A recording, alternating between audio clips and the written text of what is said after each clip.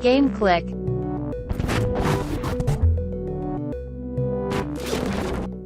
Diablo 4. Yes. What about Diablo 4, Season 4. uh Luke, I think they changed the season title to Luke Reborn or something like that. So listen, anyone who's watched this podcast should know that I hated Diablo 4.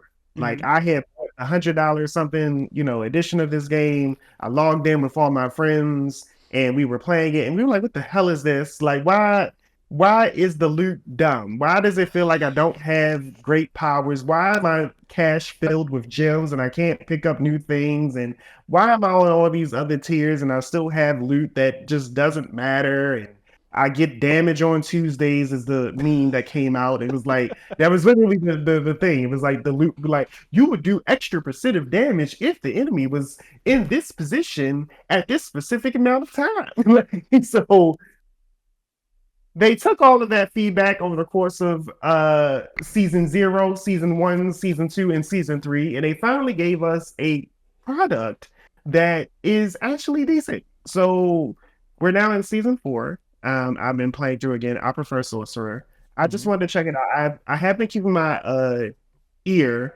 out to see what changes and things are coming. And season 4 was being talked up quite a bit. I logged in, I played, and I can say that I'm enjoying it. I'm enjoying it about as much as I enjoyed Diablo 3 now at this point, which was I didn't play any of the other Diablos, so I can't really speak on that. I enjoyed about as much as I enjoyed Diablo 3. They have the equivalent of the Rift system now. And this one is called something different. But you can go through just like these unlimited, portals, if you will, killing as many enemies as possible. And then you go kill a boss. And then when you're done with that, you can get some new materials in order to do some new version of min-maxing. There's this ability to temper. Masterwork gear now, which can allow you to raise the stats of any of your weapons. A bunch of some other things. But have you heard about it? Have you been keeping up for Diablo? Outside of you trying to convince me to get back into play. No, I know some people have been like saying like, because the details of this season have been kind of like coming out before it actually dropped. And I know people were saying this is about to be good. And coincidentally, Diablo 4 recently got put on Xbox Game Pass like a month or two ago. So I did re-download it.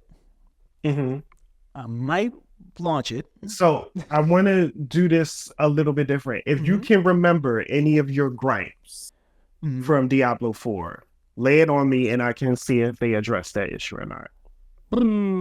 Definitely unlocking the horse so late. Okay, they did not fix unlocking the horse late. That is a story-based thing. They did not fix that. It's a story that you get the horse? Okay. I mean, yeah, you get it like late in like Act 4 or something. So, whatever. But what they did do is for people who did have the horse, if you left back in season 0, like I did, the horse was annoying as fuck. There was no way around it because you had to keep getting off the horse in order to like climb around different terrain and things like that. And then there was a cooldown on the horse. They reduced the cooldown. So now when you get off and on the horse, it just feels a little bit more natural. Like you're not having to force yourself to run around waiting for the horse to come back. The horse is also faster on console now. There was this weird bug that was PC related where the horse would move faster based on how far away your mouse was from your character. And there was no way for that to even translate for consoles. And so now in general, the horse is just a bit faster. Moving around, there's less barriers that prevent the horse from traversing the land. And when they do pop up, again, the cooldown is shorter. So good job, Blizzard, on that one. Anything else? What about the loot? The loot. Right. So when it comes to the loot, in general, you're going to get legendaries a lot more often. Okay.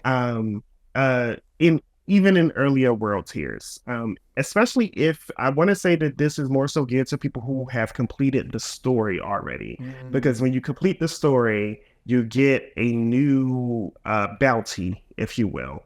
And when you complete these bounties, then you're able to turn them in for a cache that is of legendary quality for different sets. So it may be like for your chest, for your boots, or for your gloves, or maybe a weapon. So those will be available. And then there was this event in the base game called Hell Tides way back when. I don't know if you recall that. Hell Tides at first just seemed completely pointless. Now Hell Tides are your fastest way to level up. In fact, you will not be stuck in low levels much at all in Diablo 4 now. I know that was another big issue for players. It just felt so slow leveling up. Not an issue now. It feels really comfortable. Still not like, it's not like they're just handing you the levels, but you do level up at a much faster rate. And that is because of the Hell Tides. There is a lot more player investment in Hell Tides now because there is public events and rituals that summon bosses and monsters that can drop rare loot. So a lot of the players even come together for that. They also added in Hell Tides specifically, it kind of works on like this threaten or warrant system, like think GTA. The more monsters you kill, the more your threat meter goes up. And then when that threat meter is filled, then you get like your own personal elite that comes after you. And so when you beat them, then you get even more loot kind of thing. So it's also like a challenge. Like you got to pick and choose. Like, does it make more sense for me to play around other people right now, or should I be playing solo? Because maybe you don't have all you need to take care of things, but you're playing around other people who may be like killing everything, but that also means their threat level is going up. So that means their champion is about to come out and you not ready for that. So it's a lot of picking choices for that. So it's kind of nice. I remember having an issue. It wasn't really an issue. It was just something I noticed, like partying up with randoms. Like, it was very hard for me to form a party unless I was calling up friends like, hey, let's hop on this certain amount of time, this time, and let's party up. When it came to I got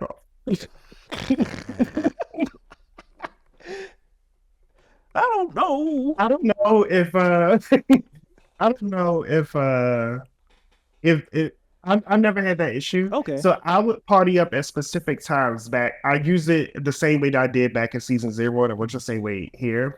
Typically there's events called Legion events.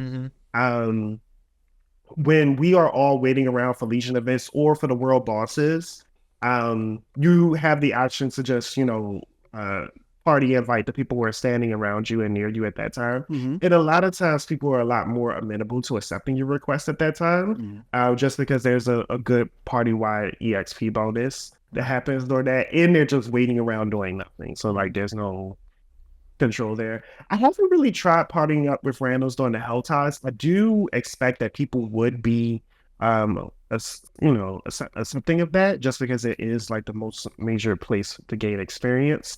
But I also treat Hell Tides, for me specifically, unless I'm partying with people I know, I treat it as like a, you gotta get it where you fit in kind of thing. Like, I don't want to be stuck to you or married to you because you may be doing things that are dangerous for me.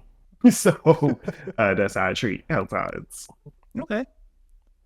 So you're saying like, this is I think you just gotta know when is a good time to send a friend request to the randoms that you see on screen.